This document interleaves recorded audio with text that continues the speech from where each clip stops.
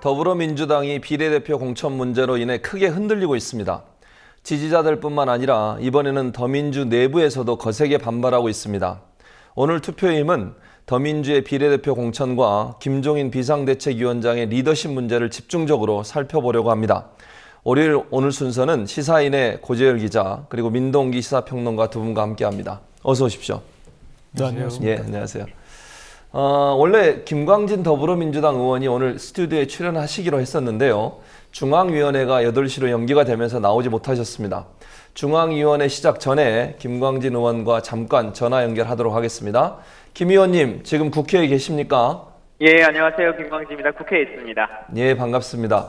예. 원래 오늘 중앙위원회가 3시에 열릴 예정이었잖아요. 이게 예. 8시로 미뤄진 이유가 있습니까? 예, 비대위에서 여러 가지 논의가 있었고, 그것이 또 대표를 설득하는 시간들이 필요하고 했기 때문에 지금 예. 조금 시간이 지연됐습니다. 예, 이게 필리버스터 중단부터 시작해서 정청래 의원, 이해찬 의원 공천 배제, 그리고 청년 비례대표 경선 등 공천 과정에서도 논란이 많았는데요. 특히 예. 이번 비례대표 문제에서 당 안팎의 문제 제기가 폭발한 이유, 뭐라고 보십니까? 어떤 선거든지 간에 공천과 관련해서는 말들이 많이 있죠. 예. 이번뿐만 아니라 지난번에도 마찬가지고. 근데 그럼에도 불구하고 이번에 조금 더 많은 얘기들이 나오는 것은 일단 첫 번째는 비례대표 선거와 관련해서 국가에는 헌법이 있듯이 당에는 당헌이라고 하는 것이 있지 않습니까? 예. 그러면 그 당헌이 요구하고 있는 것에 대한 기본 원칙은 지켜져야 된다라고 하는 것인데 지금 그것이 지켜지지 않고 있기 때문에 많은 분들이 안타깝게 생각하고 의견 제시를 하고 계십니다. 예, 이번 이제 중앙위원회에서 그러면 바뀔 가능성, 지금 현재 김종인 대표께서 처음 얘기하셨던 부분하고 바뀔 예. 가능성이 높은가요? 일단 몇 가지는 이제 바뀌고 있는 것 같습니다. 나오는 얘기들로 보면. 근데 그런다고 할지라도 그 내용들이 실제 처음에 주장해 왔었던 당헌 당규를 원칙적으로 지켜달라고 하는 것은 도달하지 않고 있기 때문에 예. 그 부분에 대해서는 전면적인 재검토가 필요하다 이렇게 말씀드립니다. 예, 한 가지만 마지막으로 더 여쭤볼게요. 예. 사실은 비례대표 1번 하면 당의 얼굴이잖아요. 그리고 예. 이 총선 20대 총선에서 더민주가 어떤 색깔을 보여주느냐의 모습이라고 할 수 있겠는데 예. 사실 본인은 문제가 없다고 얘기하시지만 표절 문제 또 여러 가지 예. 문제들이 있음에도 불구하고 그분을 1번으로 굳이 공천하신 특별한 이유가 있었다고 말씀을 들으셨나요?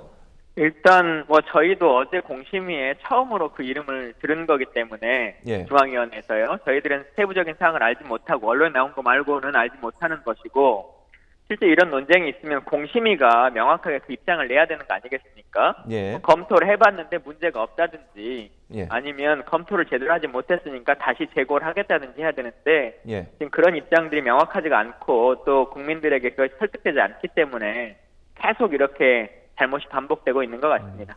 오늘 그 중앙위원회에는 김종인 대표가 참석하시나요?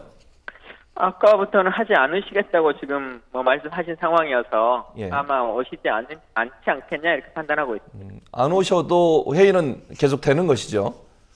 이건 중앙위원회 의장이 집행하는 회의이기 때문에요. 예. 당대표가 주재하는 회의는 아니십니다.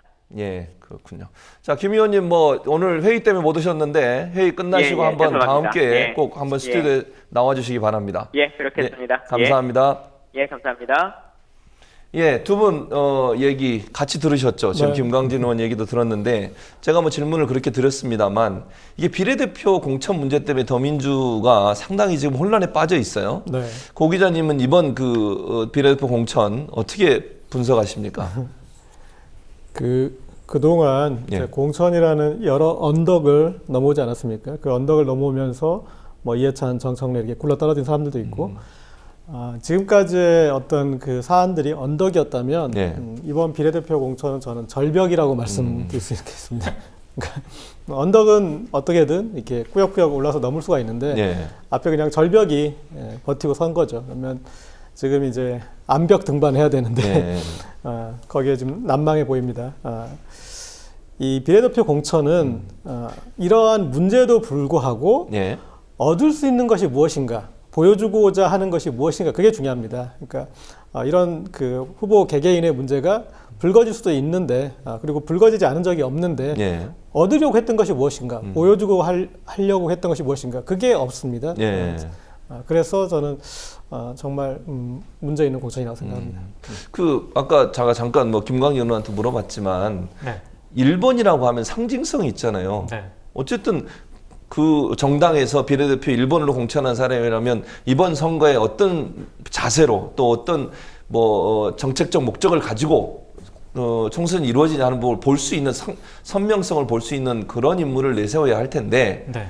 이번에 1번으로 이렇게 되신 분이 아까도 잠깐 언급해 드렸습니다만 표절 문제 때문에 논란이 됐었고 또 박근혜 정부 들어와서 대학 구조개혁위원회에도 참석하신 분이세요. 이게 구조개혁 때문에 온 대학이 지금 이게 취업시키는 데만 혈안이 돼 있어요.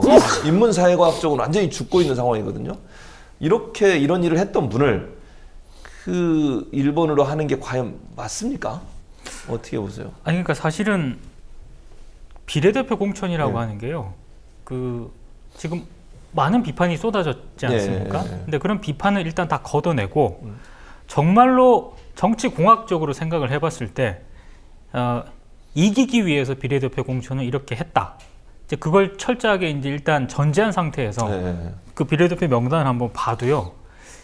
이게 과연 무엇을 던져주고 있는 건지 파악이 안 된다는 겁니다. 네. 그러니까 첫 번째 그 최일봉 교수께서도 지적하신 것처럼 정치적 메시지가 네. 전달이 안 되는 겁니다. 이게 무엇을 위한 비례대표 공천인지가 드러나지 않는다는 게 가장 큰 문제고요. 그리고 아까 김광진 의원도 전화 통화에서 말씀을 했지만 예.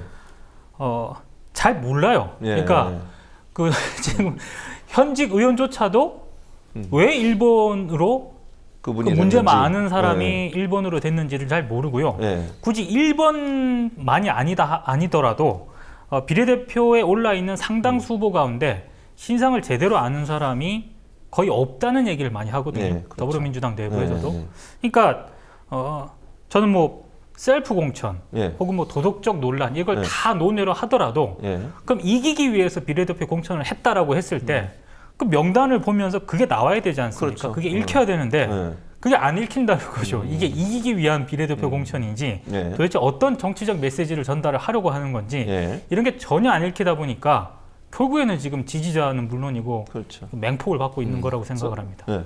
제가 봤을 때는 예. 뭐 셀프 공천 뭐 이런 예, 식으로 예. 표현하자면 알파고 공천인 것 같습니다.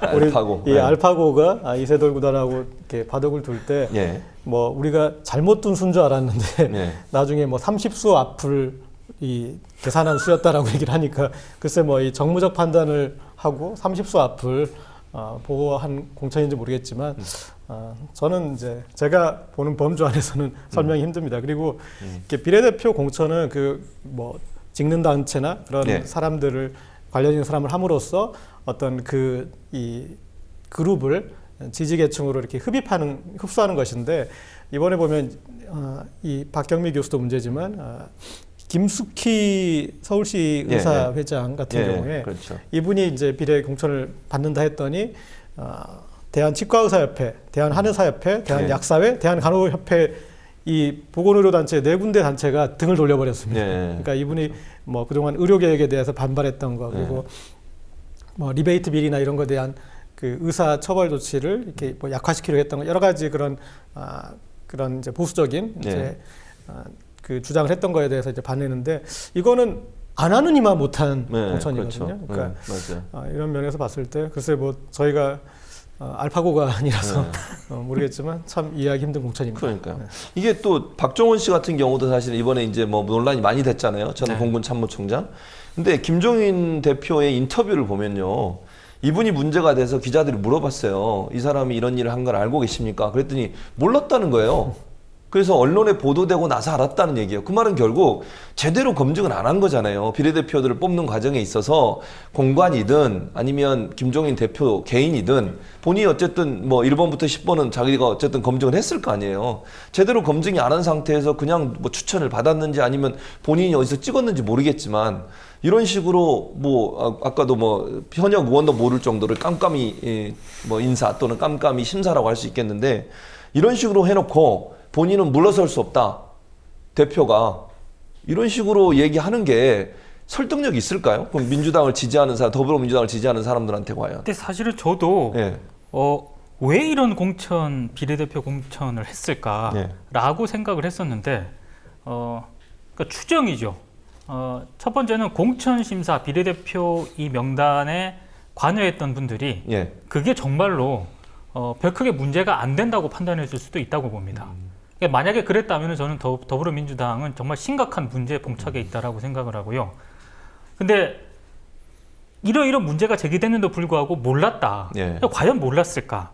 그러니까 인지를 했다 하더라도 그게 크게 문제가 안 된다라고 생각을 했던 게 오히려 더 문제다. 저는 그렇지. 이렇게 생각합니다. 맞아요. 예. 박경미 교수관도 그래요. 본인이 뭐라 그러냐면 불러서 물어봤대요. 들어보니까 문제가 없더라. 이렇게 얘기를 하고 있거든요. 근데 이게 본인의 관점에서 문제가 없더라도 국민의 눈높이나 지금 현재 우리나라 국민들이 그 국회의원에 대해서 갖고 있는 어떤 이미지가 있잖아요. 네.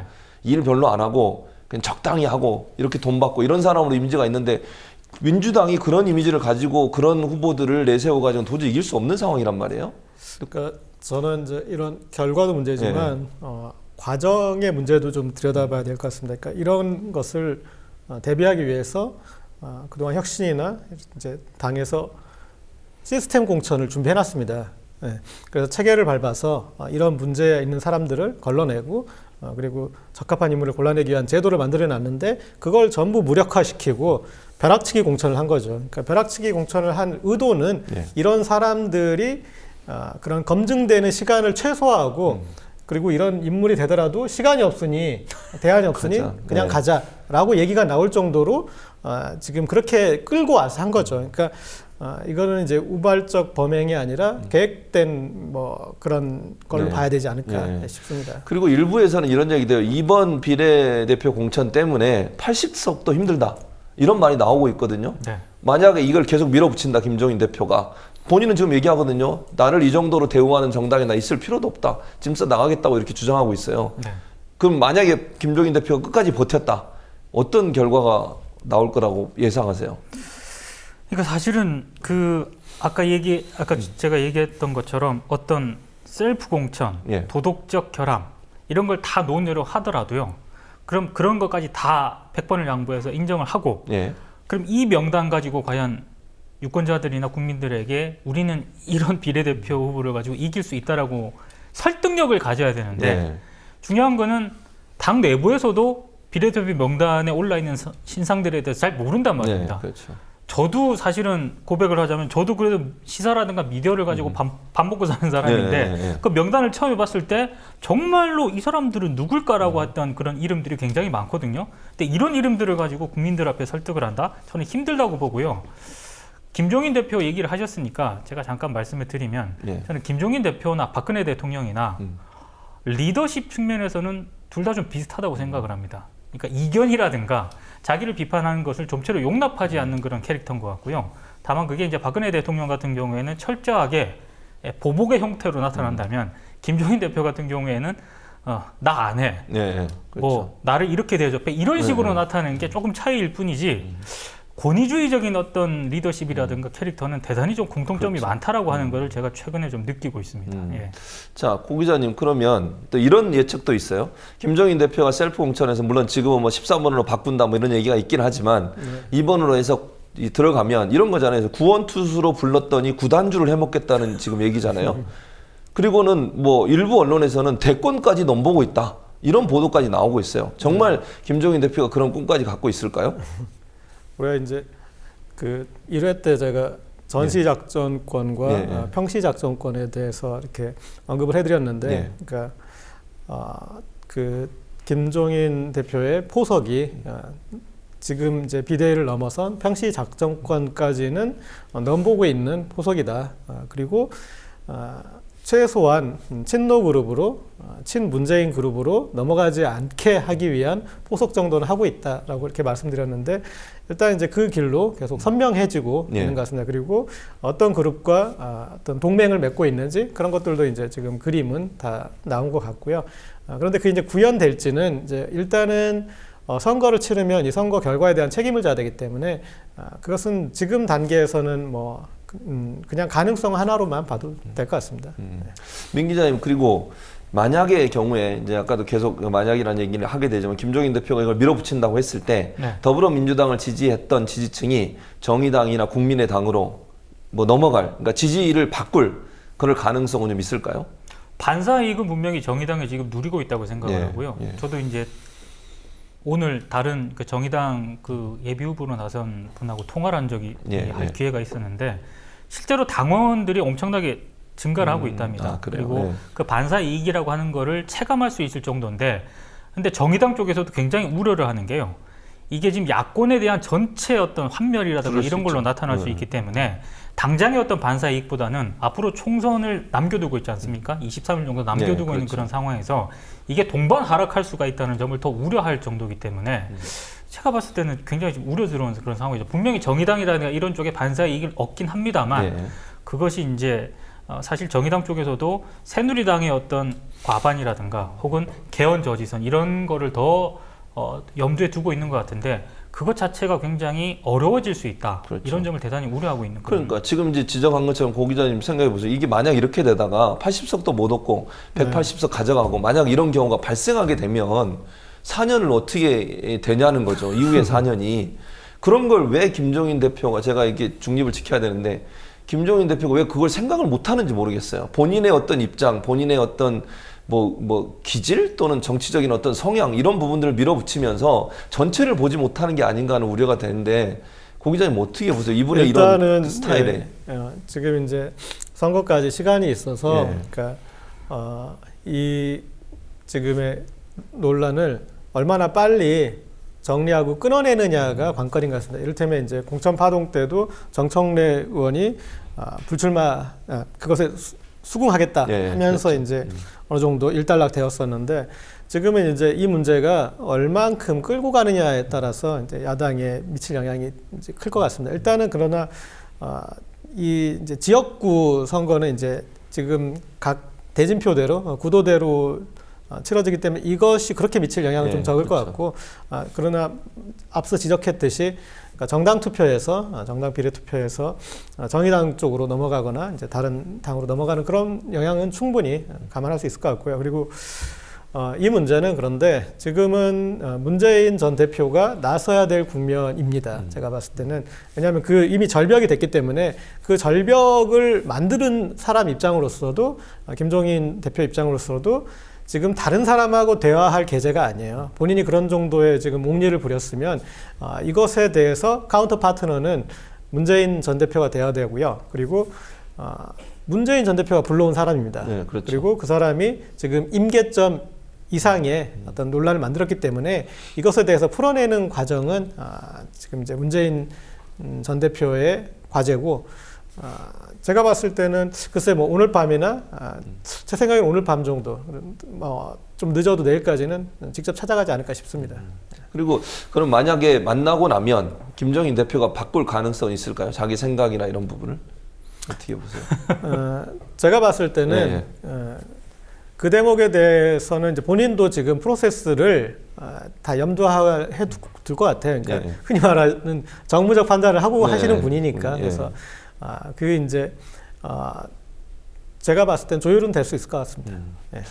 저는 조금 생각이 다른 게 그 지금 김종인 대표는 정무적 판단이라든가 뭐 이런 차원에서 흔히 말해서 정치공학적인 차원에서 이렇게 바둑 수를 두듯이 이렇게 하는 게 아니고요. 제가 좀 우려하는 대목은 정말로 이렇게 해야 이길 수 있다라는 생각을 진짜로 만약에 한다면 그때는 답이 없지 않나 이런 생각이 좀 듭니다. 근데 저는 조금 이제 여기서는 좀 생각이 좀 갈리네요. 저는 지금 이렇게 비례대표 공천을 봤을 때는 이것은 이제 좀 비하해서 표현하자면 개평 정치죠, 개평. 근데 개평을 너무 많이 받으려고 한 거예요. 그래서 이제 거기서 문제가 생긴 거기 때문에 개평의 문제이기 때문에 그 개평에서 어느 정도의 절충은 저는 그 절충의 여지는 있다고 봅니다. 근데 또 한 가지 저는 이제 이걸 그 비례대표 관련해서 여러 가지 논란이 되는 거 보면서 사실은 저는 이제 본인이 셀프 공천하는 것도 문제지만 그것보다 저는 문제가 있는 사람들이 너무 많이 들어 있다는 거에 저는 더 많은 이제 그 문제점이 있다고 보거든요. 그거보다 더 큰 문제는 문제가 지금 그게 없다라고 주장을 하고 있잖아요. 그러니까요. 그러니까 제가 아까 얘기한 것처럼 그냥 공학이 아니라 정말로 이런 그러니까 많은 지지자들과 이권자들이 봤을 때 아니 어떻게 저런 사람을 공천을 했을까? 예. 비례대표로 올렸을까? 그렇죠. 예. 라고 생각을 하는데 정말로 그 비례대표에 관여했던 사람들은 이게 별 문제가 안 된다라고 생각을 하는 게 가장 큰 문제죠. 그렇죠. 지금. 예. 근데 이제 사실은 모든 게 셀프 공천에만 지금 집중돼 있어서 그런 부분들이 묻혀갈 가능성도 있지 않냐는 거죠, 제 말은. 본인만 14번으로 물러나고 그냥 그대로 밀어붙이면 그것도 사실은 받아들이기 좀 어려운, 그러니까 그 원래 진보적인 성향이나 민주당을 지지했던 사람들 입장에서는 상당히 받아들이기 힘든 부분일 수도 있다고 저는 개인적으로 생각하거든요. 말씀하셨듯이 예. 그 자체가 그러니까 예. 번호 맞바꾸기로는 이렇게 지금 그걸 수습할 수 있는 국면이 아닌 것 같습니다. 예. 예. 근데 문제는 이제 김종인 대표가 그걸 과연 받아들일 거냐 하는 문제인데, 이제 뭐 공장님 말씀하셨던 문재인 대표가 전 대표가 나서서 조율이 돼서 그렇게 되면 참 좋을 것 같고, 근데 이제 만약에 안 된다면 진짜 본인이 갖고 있는 생각을 바꿀 그런 의지가 전혀 없으신 분이고 나 짐 싸서 나가겠다, 이렇게 되면 이제 조금 문제가 더 꼬이는 거잖아요. 그렇죠. 비대위에 대한 비대위가 만들어져야죠. 그렇죠. 그럼 누가 그거 맡아야 됩니까, 비대위? 거기까지는 그냥 네, 여기까지 하시죠. 그래서 참 저는 이게 보면서 좀 답답하다는 생각이 들었어요. 네. 이게 그 더불어민주당이 어쨌든 이분이 들어와서 문제는 있었지만 그래도 잘 가고 있는 상황이었잖아요. 네. 근데 막판에 이 비례대표에서 예전에 그 문재인 전 대표가 양양자 씨 데려올 때 감동, 뭐 양양자 씨에 대해서 뭐 비판의 목소리도 있을 수 있지만 네. 그분이 와서 어쨌든 보여줬던 처음 인사로 1호로 영입하면서 감동을 줬잖아요, 국민들한테. 그런 감동이 왜 비례대표에서는 없었는가? 그 지난번 19대에 1번이 전태일 전순호. 예, 누님이신가 그러시죠, 그분이? 여동생. 예, 여동생. 예. 그런 감동이 없잖아요. 또 이번에도 논란이 되는 게 노동자 계급이나 아니면 그 소수 계층, 소위 우리 사회에서 그 흑수저라고 얘기하는 이런 계층들이 거의 들어있지 않아요. 들어있더라도 다 뒷변에 가 있고. 그냥 이번 공천은 이제 뭐 그냥 한마디로 표현하면 예. 여기에 이렇게 위에 당명만 바꾸면 이해가 되는 공천. 그러니까 당명만 새누리당으로 바꾸면 이렇게 사람들이 수긍할 수 있는 공천이죠. 그리고 또 조선일보가 최근에 김종인 공천 잘했다고 칭찬했어요. 그게 뭘 의미한다고 생각하세요? 비례대표 공천 잘했다, 김종인 그러니까 공천. 사실 그 조선일보나 보수신문 같은 경우에는 네. 지금까지 더불어민주당의 공천이라든가 이런 거를 지속적으로 비판할 때요. 예, 그 친노라든가 예, 이른바 운동권 출신들 인사에 대한 사실상의 청산을 요구를 했기 때문에 예. 그런 관점에서 보면은 이번 김종인 표 비례대표 흔히 말하는 이 개혁은 상당히 조선일보 입장에서는 일부 문제가 있긴 하지만 칭찬을 할 수밖에 없는 그런 결과물을 사실 보여준 거고요. 그래서 저는 하등 이상할 게 없다고 생각을 합니다. 조선일보가 이렇게 김종인 표 비례대표를 칭찬하고 나선 배경에는 당연한 거다. 조선일보 시각에서 보면. 근데 문제는 뭐냐면 더불어민주당이 야당인데 야당의 대표가 물론 그럴 수도 있겠지만 보수 언론의 칭찬을 받는 일을 하는 것이 과연 맞냐는 거죠. 그게 지지층을 끌어줄 수 있는 방법이 될 수 있겠냐. 그러니까 김종인 대표는 끊임없이 중도 외연 쪽으로 예. 확대하는 그런 정책을 선거 전략으로 지금 계속 채택을 해왔기 때문에 그런 관점에서 이제 해석을 하는 거고요. 제가 이제 그 첫 시간 때도 굉장히 얘기를 했지만 예, 그렇게 가다가 예. 정작 그 지지층들로부터 굉장히 비판을 받을 수 있다. 근데 지금 이 비례대표와 관련된 이 논란은 예. 그 지지층들의 한계를 이미 임계점을 넘은 것 같습니다. 그러니까 제가 봤을 예. 때. 그 애초에 이제 이번 선거 프레임이 그러니까 친노 청산 예, 그랬었죠. 선거로 가는 것을 그 길을 보여주었으니까 조선일보 입장에서는 이제 칭찬하겠죠. 그러니까 친노 청산이란 건 야당 심판 선거인 네, 거고 그랬었죠. 그렇다면 지금 이제 이런 친박이니 진박이니 그런 대통령 측근 그룹의 문제 그리고 여당 심판, 여권 심판, 정권 심판 이석되기 때문에 조선일보 입장에서는 뭐 칭찬 정도가 아니라 이렇게 뭐 쌍수를 들 정도의 그런 뭐 공천이겠죠. 네, 참 그 특이한 상황이네요. 더불어민주당 대표가 보수신문 조선일보의 칭찬을 받는 상황 어떻게 봐야 될지 참 난감합니다. 우리가 앞서 얘기 나눴듯이 지난 선거들에서 더불어민주당은 비례대표 후보자들을 사회적 약자들을 대변하는 그런 인물들로 많이 내세웠었습니다. 그런데 이번에 보면요, 청년, 장애인, 농어민뿐만 아니라 자영업자나 서민 등을 대표하는 인물들도 찾아보기 어려운 상황입니다. 더불어민주당의 을지로위원회도 이 점을 강조하면서 오늘 오전에 성명을 발표했는데요. 투표의 힘이 자영업자 한 분을 만나서 얘기를 들어봤습니다. 인터뷰 잠시 보고 얘기 더 나누도록 하겠습니다.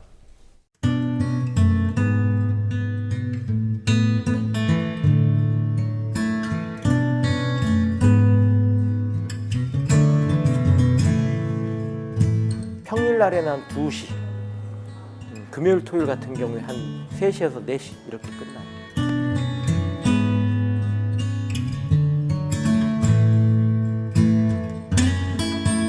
재작년에 아버지 돌아가셔가지고 3일 문 닫은 거 빼놓고는 8년간 문 닫아본 적이 없고, 그 다음에 내가 결근해 본 적도 없어요. 나는 일주일에 뭐 주 1일 휴무 이런 게 없어요.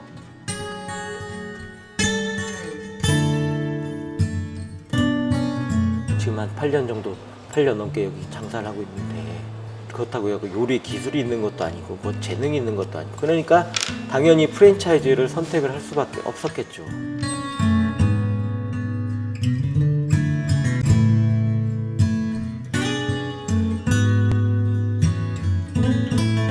처음에 와이모 닭갈비집이라는 걸 했어요. 5년 딱 장사를 했는데 내용 증명이 들어왔어요.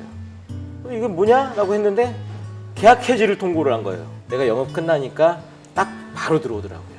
조카가 들어와 있다 그랬죠. 본사 사장에 조카가 들어와 있다. 두 번째 자영업 프랜차이즈 시작하신 거예요? 네. 그 부분 처음에 장사 잘 됐다가 사이클 도니까 뭐 미천이 드러나갖고 장사가 너무 안 됐어요. 적자를 계속 보고 있는 상황에서 임대인한테 가게 빼라고 통보는 들어왔지, 이러지도 저러지도 못한 상태에서 지금 현재 치킨집에서 딜이 들어왔어요. 8년 동안 치킨 외길 인생이네.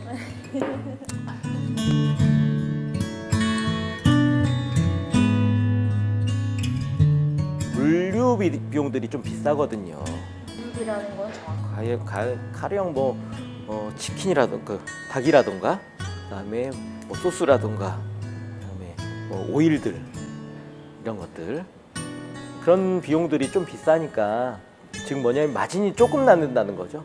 15,000원짜리 팔면 내가 도대체 다 제하고 얼마 정도 남지라고 했더니, 중간에 임대인한테 인건비, 임대료로 나가는 거고, 애들한테 인건비로 나가는 거고, 관리비 같은 경우에도 뭐 용역하시는 분들도 있을 수 있고, 다 이런 비용으로 빠져나가는 거죠. 1,500원인가 2,000원 정도 남더라고요. 그러면은 가령 1,500원짜리 콜라를 서비스로 더 주면은 쏘쏘가 돼버리는 거죠.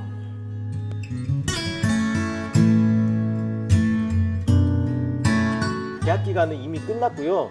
그래도 주인이 좀 인심 써준다고 1년 반의 여유를 더 줄 테니까 그때까지만 딱 장사고 털고 나가라. 올해 7월 달이면 그 기간이 끝나요.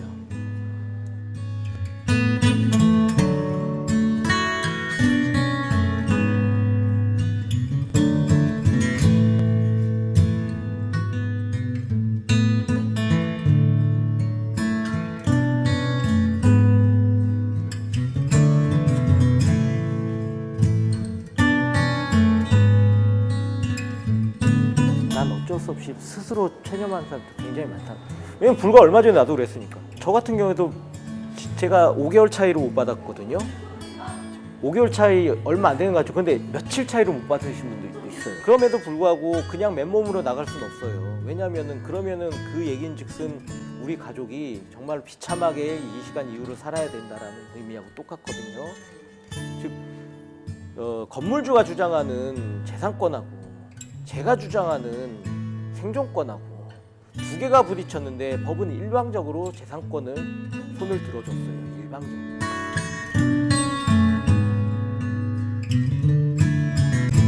의원들의 중요도도 만만치 않더라라는 것들, 가령 지금 영업보장권 5년을 준 게 10년으로 들이밀었는데 지들끼리 그럼 5년으로 하지해갖고 했대요. 목소리를 대변까지는 아니더라도 결국은 마지막에 딸랑딸랑 결정해 주는 사람이 누구냐 보면은 싫더라도 그 사람들인데, 싫더라도. 그런 어려움에 처한 거를 해결할 수 있는 방법이 어찌됐든 정치라는 거예요. 네, 그렇죠. 그 중에 가용 수단 중에서 굉장히 효과적인, 효율적인 수단인 거죠. 그러나 저러나 을지로위원회 통해 가지고 많은 관심을 기울여진 거는 결과로 나타나는 거니까 그런 것들도 나쁘지 않고 굉장히 좋은 거죠.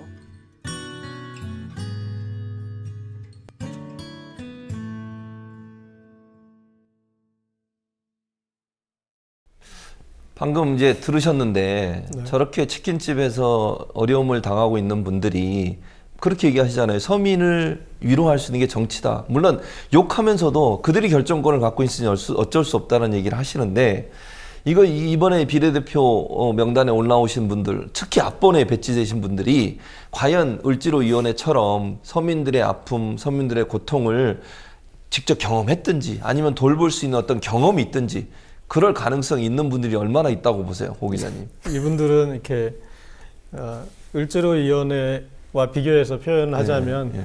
갑돌이 갑순이들이죠. 예. 그러니까 그 살아온 인생이 계속 갑이셨던 분들인데 이런 분들이 지금 지갑 줍는 것처럼 그런 좀 공천을 받아서 아무 맥락도 없이 그리고 아무 기여할 바도 없이 그렇게 되는 것에 대해서 이것은 이제 좀 잘 정돈이 됐으면 좋겠어요. 그러니까 유일한 지금 상계 함수는 예. 새누리당 공천도 이해 못지않게 지금 산으로 가고 있어서 그렇죠. 예. 이렇게 좀 상계되고 있는데 이 부분은 애초에 김종인 비대위 대표를 끌고 왔던 문재인 전 대표가 나서서 어떤 결자 해지를 해야 될 사안이라고 봅니다. 김종인 대표가 이제 더민주 비상대책위원회 대표로 오면서 많이 이렇게 더민주의 어떤 체제라든지 아니면 뭐 정치적 색깔이라든지 야권의 판도 자체가 많이 이렇게 바뀌었어요. 네. 뭐 어떤 게 주로 많이 바뀌었다고 보시는지 좀 정리를 해주시자면 또 앞으로도 김종인 대표가 그러면 야권의 지형이나 판도의 변화에 중심에 설 것인지 어떻게 보세요, 민 기자님? 그러니까 야권의 판도까지 바뀔지는 예, 예. 제가 봤을 때 총선이 끝난 이후에 총선 결과를 놓고 일단 판단해야 될 문제 같고요. 야권에 미친 영향이라고 일단 국한에서 좀 얘기를 하면은 예. 더불어민주당을 철저하게 보수화시킨 그런 공로는 일단 인정을 해야 될 것 같습니다. 근데 그게 총선에서 이기기 위해서 이제 그런 전략을 택했다고 하는 거는 충분히 이해를 하지만 그 전략이라고 하는 것도 그렇게 해서 정말로 이길 수 있다라는 나름의 어떤 확신이라든가 이런 가능성을 보여줘야 되는데 예. 지금 비례대표 공천과 관련한 논란만 하더라도요. 사실 이 비례대표 공천과 관련한 논란이 불거지지 않았다면 이 참 전제라고 하는 게 대단히 좀 어리석긴 한데요. 예. 지금 새누리당과 관련한 공천 파문이 예. 어마어마하게 지금 문제가 많지 않습니까? 그렇죠. 예. 그러니까 거의 뭐 굳이 뭐 지상파라든가 종편이라든가 조중동이 그 사안을 보도하기 싫다 하더라도 보도할 수밖에 없을 만큼 강력한 문제점을 가지고 있고 그 파급력이 대단할 수 있는 그런 사안인데 그렇죠. 그게 지금 완전히 지금 가려져 버렸지 않습니까? 예. 그러니까 뭘 위한 비례대표 공천 파문인지를 모르겠다라고 하는 거죠 지금. 그래서 야권 재편은 일단 총선 결과를 보고 제가 판단해야 될 문제 같고요. 급격하게 지금 제1야당의 스펙트럼이라든가 정책 노선을 지나치게 좀 총선을 의식한 나머지 너무나도 한 큐에 그냥 보수화시켜 버렸다 하는 점은 변화라고 하면 변하겠지만 제가 봤을 때 굉장히 우려스러운 그런 변화라고 생각이 됩니다. 이번 예. 총선은 그러니까 한마디로 표현하면 욕먹기 게임 같아요. 그러니까 서로. 그 유권자들도 지금 판단할 때 누가 좋아서 누구 예. 기대를 걸어서 이렇게 투표하시는 방식이 아니라 얘도 싫은데 쟤는 더 예. 싫으니까 그렇죠. 그리고 쟤는 원래 싫었고 예. 그러니까 아마 그 고를 선택지가 이제 그렇게밖에 없는 것 같습니다. 그러니까 뭐 양쪽 다 집토끼를 지키는 결집시키는 어떤 그런 움직임 지금까지는 없었거든요. 예. 그러니까 그래서 뭐 산토끼를 잡는다는 명분으로 집토끼들을 뭐 다 내쫓고 있는 상황이니까. 그렇죠. 그런데 모르겠습니다. 일단 선거가 이제 이 공천 국면을 넘어서서 이번 주에 어떻게든 이제 후보 등록을 하게 되니까 다음 주에 넘어가면 어떤 것을 이슈로 치러질지 모르겠습니다. 그러니까 공천 파동에 대한 걸로만을 치러지지는 않을 거예요. 그러니까 일단 계속 끊임없이 지금 대북 이슈가 있기 때문에 북한의 움직임에 따라서 그런 이제 그것도 영향이 있을 것이고 그리고 뭐 여러 가지 이제 그동안에 이제 좀 변수들은 또 지금 김종인 이 대표의 트레이드 마크는 경제 민주화고 그다음에 경제적 이슈입니다. 그리고 지금 불황 국면이기 때문에 얼마만큼 이 현 정부의 어떤 경제적 어떤 실정에 대해서 책임을 물 것인가 이제 그런 부분들 더 지켜봐야 되겠지만 지금 공천 국면에서는 뭐 그냥 욕먹기 게임 그 이상도 이하도 아닌 것 같습니다. 근데 이제 문제는 지금 상황에서 이제 말씀하신 것처럼 네. 최상의 선택을 못하는 상황이잖아요. 결국은 예. 그런 상황에서 정말 이럴 수 있잖아요. 이거 특히 이제 더불어민주당이나 야권 지지층들 중에 이번 이런 그 비례대표 공천의 사태를 보면서 이게 더불어민주당이 과연 뭐 어쩔 수 없이 더불어민주당을 지지를 해서 총선에서 일정 부분의 지분을 확보한다 하더라도 그리고 나서 과연 그럼 서민과 또는 야권 지지층의 마음에 흡족하게 하는 또는 그들의 어떤 의사를 대변하는 정당으로 계속 갈 수 있겠냐는 거예요. 김종인 대표가 계속 있고 그 사람이 비례대표 들어와서 계속 대표로서 있는다는 가정을 하게 되면 그게 가능해지겠냐는 거죠. 흔히 정치는 네. 어제는 어제의 논리가 네, 있고 오늘은 오늘의 논리가 있다고 합니다. 그러니까 이게 선거 국면 때는 이제 그 앞까지 뭐 보시는 것도 중요하겠지만 일단 지금 걱정하기도 바쁜데 이 앞으로 그 걱정까지는 뭐 이렇게 거기까지 지금 뭐 얘기가 갈 필요는 없을 것 같고요. 일단은 지금 한정된 시간 아니지 않습니까? 24, 25일이 등록일이기 때문에 한 수요일 정도까지는 정돈을 시켜야 되는데 그것을 이렇게 어느 쪽이 어떻게 이렇게 그 매듭 짓느냐 그게 지금은 일단 중요할 것 같습니다. 예. 또 한 가지 이제 민 기자님한테 좀 이런 질문을 드려보고 싶은데, 그러니까 매일 실망하는 사람들이 많을 거 아니에요. 이번 비례대표 공천 때문에. 그럼에도 불구하고 야권을 지지해야 된다고 보십니까? 마음에 상처가 있고 예를 들면 정당의 어떤 색깔이나 이런 부분을 때 너무 실망을 많이 했음에도 불구하고 네. 그래도 투표 현장에 가서 야권 지지를 해야 된다 이렇게 보세요? 그 이제 유권자들이 판단을 하셔야 될 문제 같은데 등을 돌리지만은 않았으면 좋겠습니다. 그러니까 더불어민주당에 실망을 하든 뭐 상관은 없는데 그렇다고 해서 아예 투표에 참여를 하지 않는다든가, 사실은 더불어민주당에 실망을 한다고 해서 찍을 정당이 없는 건 아니지 않습니까? 그렇죠. 정의당도 있고 녹색당도 있고 한국에서 주류 언론의 주목을 받지 못하는 정당이지만 나름대로 풀뿌리 그런 운동을 하고 있는 정당들이 꽤 있거든요. 그러니까 그런 정당들의 주장이라든가 목소리에도 한번 귀를 기울여 볼 필요도 있는 것 같고요. 오히려 지금 뭐 더불어민주당이 뭐 중도라든가 보수층을 잡기 위해서 저렇게 계속 우클릭을 하고 있는데 그런 뭐 모습에 실망한 유권자라면 다른 어떤 정당들도 충분히 선택지가 있다라고 하는 거를 뭐 이참에 또 생각해 보는 것도 한 방법이라고 봅니다. 또 김종인 대표가 어찌 보면 아까도 잠깐 언급해 주셨는데 고 기자님이 당권 장악을 위해서 이렇게 비례대표를 꾸린 거 아니냐 이런 이제 얘기들도 있거든요. 그러니까 총선 이후에 당권을 장악하고 어쨌든 이제 문재인 전 대표가 어떤 형태로든 이제 활동하기 전에 본인의 어떤 그 지지 세력 또는 자리 이런 걸 좀 공고히 하기 위한 하나의 포석이다 이렇게 보는 사람들도 있는데 그런 가능성이 있나요? 그러니까 뭐 포석은 이제 이미 구도상으로 돼 있지만 그게 이제 구현될지는 그건 또 지켜봐야 될 것 같습니다. 그리고 어쨌든 유권자들은 투표로서 보여줄 수 있는 건 이렇게 하면 안 되는구나 라는 것은 이제 유권자들이 투표로 보여줘야 된다고 생각합니다. 그래서 좀 탐탁한 이 정치인, 정당이 안 보이더라도 그렇게 하면 안 된다라는 걸 보여주기 위해서라도 꼭 투표는 하셨으면 좋겠습니다. 그다음 그럼 민 기자님 그 오늘 더불어민주당도 문제였지만 국민의당도 논란이 많았죠? 무슨 일이 있었나요? 아니 뭐 이게 국민의당도 사실은 워낙에 지금 새누리당과 더불어민주당이 공천심사라든가 비례대표와 관련된 이런 문제가 워낙 크다 보니까 상대적으로 좀 주목을 덜 받았을 뿐이지 국민의당도 지금 공천심사와 관련해서는 뭐 폭행 사태까지 뭐 벌어졌다는 얘기도 지금 보도도 있고요. 그래서 선거 관리를 담당하고 있는 핵심 책임자가 뭐 사퇴했다는 그런 얘기도 지금 전해 듣고 있는데 한마디로 지금 국민의당이 당을 출범시키면서 했던 그런 새정치라는 구호가 대단히 지금 빛이 발해서 너무 발해가지고 야권을 지지하는 이런 지지층들에게 글쎄요 굉장히 좀 실망감과 걱정되는 거는 정치 혐오까지 좀 이동이 될까봐 그게 굉장히 좀 우려스럽습니다. 마지막으로 고 기자님, 그 이제 만약에 고 기자님이 김종인 대표한테 만약에 조언을 할 수 있는 위치고 자리라면 이번 비례대표 이 공천과 관련해서 마지막으로 어떤 조언을 해주시고 싶으세요? 그냥 뭐 좀 웬만큼만 하시라. 적당히 하시라 이렇게. 네. 맞는 말씀 같아요. 한마디로 뭐 정리를 해주셔서 감사합니다. 오늘 두 분 나와주셔서 감사하고 다음 주 월요일 날 또 뵙도록 하겠습니다. 감사합니다. 네, 감사합니다. 고맙습니다.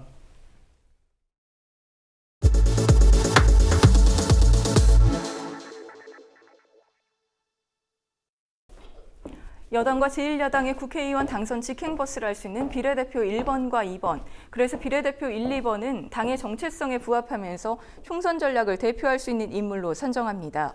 더불어민주당의 비례대표 후보안이 공개되자마자 문제가 끊이지 않고 있습니다. 논란이 된 비례대표 후보안을 살펴보고 과거 제1야당의 비례대표 1, 2번 후보들을 살펴보겠습니다.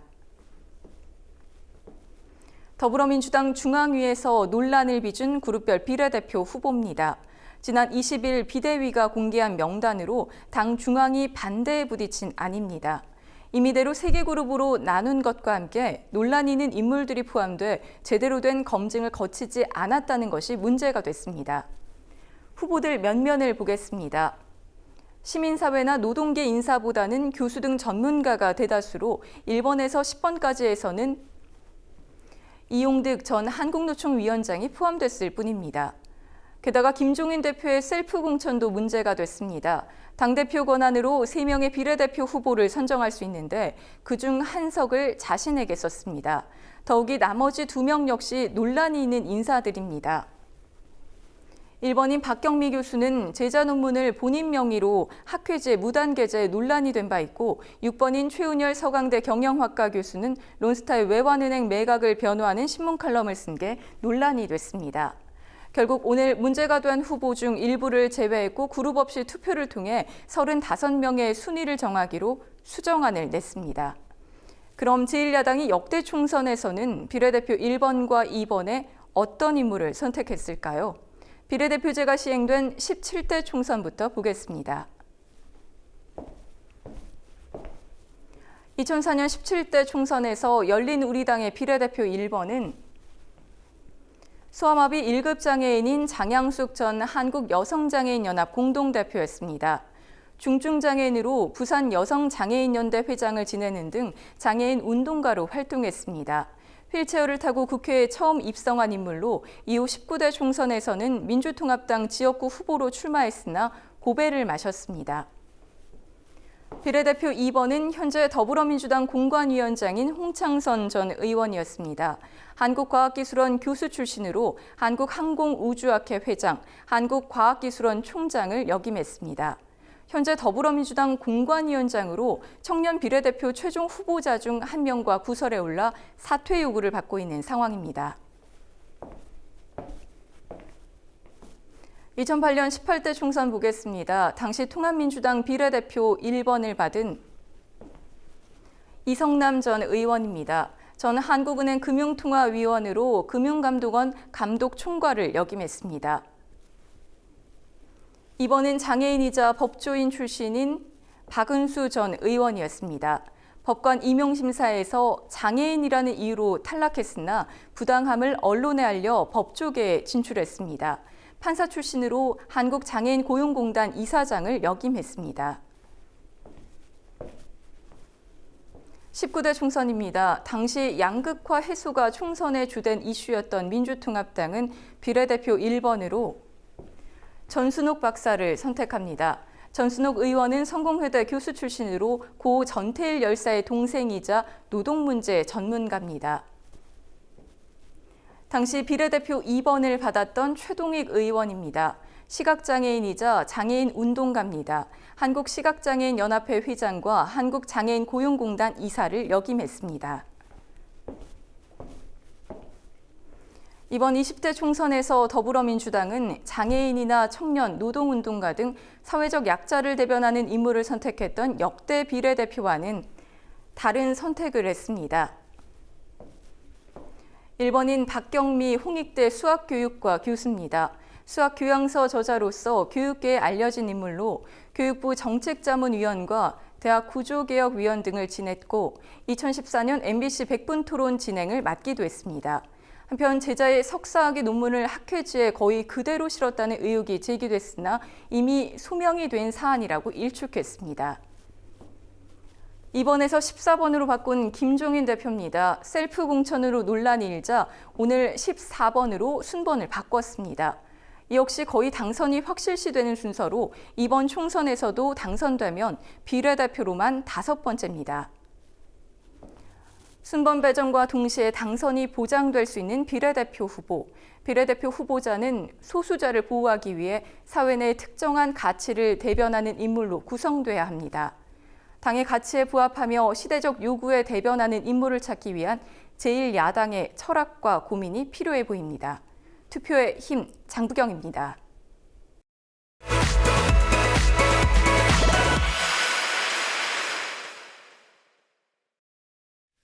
기술적인 문제 때문에 화면이 고르지 못한 점 사과드립니다.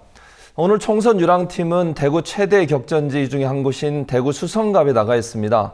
김종훈 기자, 대구 수성갑에서 새누리당 김문수 후보와 더불어민주당의 김부겸 후보가 맞붙는데 그곳 분위기 어떻습니까?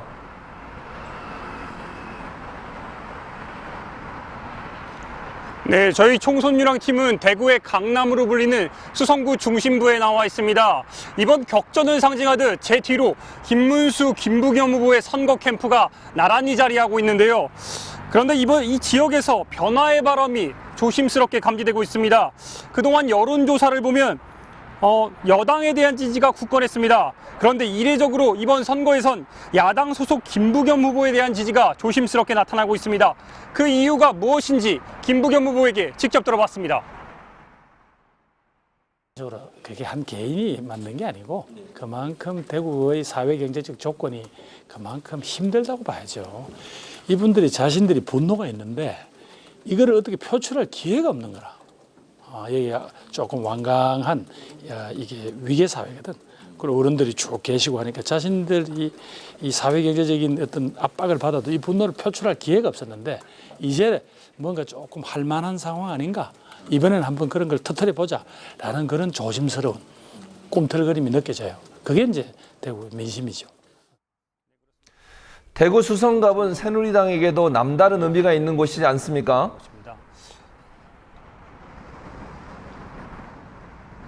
네, 그렇습니다. 이 지역은 지금 새누리당 공천관리위원장을 맡고 있는 이한구 의원이 3번이나 당선된 곳입니다. 이 때문에 새누리당 입장에서는 수성구를 수성하지 못한다는 것은 단순히 지역구 한 곳을 뺏긴다는 의미 이상을 갖는데요. 여당의 심장 같은 대구에서 야권의 교두보가 마련되는 것이기 때문입니다. 현직 이한구 의원을 대신해서 국회의원 3차례, 경기도지사를 2번이나 지낸 김문수 후보가 구원투수로 나온 이유입니다. 김문수 후보는 결국 대구의 민심은 본인을 향할 것이라며 자신했는데 김문수 후보의 발언 직접 들어보시겠습니다. 김문수는 다릅니다. 김문수는 기존 새누리당 국회의원하고도 분명히 다릅니다. 김문수는 깨끗한 정치를 혁신하고 국회를 혁신하고 그리고 일자리도 반드시 만들어내고 그리고 국민들의 민심을 항상 함께하는 민생 정치를 가장 잘 실현할 수 있는 사람입니다. 만약 우리 대구가 야당을 뽑는다면 불만 때문에 판 자체를 엎어버리는 결과가 와서 여러 가지로 더 큰 재앙이 닥칠 것으로 보고 있습니다. 현재로선 결과를 알 수 없지만 김문수, 김부겸 두 사람 모두 잠룡으로 평가받는 만큼 이번 총선의 승자는 대권 도전을 기약할 수 있다는 예측도 나오고 있는 상황이죠. 네, 그렇습니다. 이번 수성갑 선거가 더욱 중요한 의미로 평가받는 이유입니다. 김문수 새누리당 후보는 이번 승부를 통해 내년 대선을 바라보고 있음을 감추지 않았습니다. 김 후보는 국민의 요구가 있다면 얼마든지 출마하겠다고 밝혔는데 이에 비해 김부겸 후보는 다소 조심스러운 반응을 보였습니다. 일단 대구에 야당의 뿌리가 없는 만큼 후배 정치인들과 야당의 이미지 쇄신이 우선이라고 밝혔습니다. 두 예비 후보의 발언 이어서 들어보시겠습니다.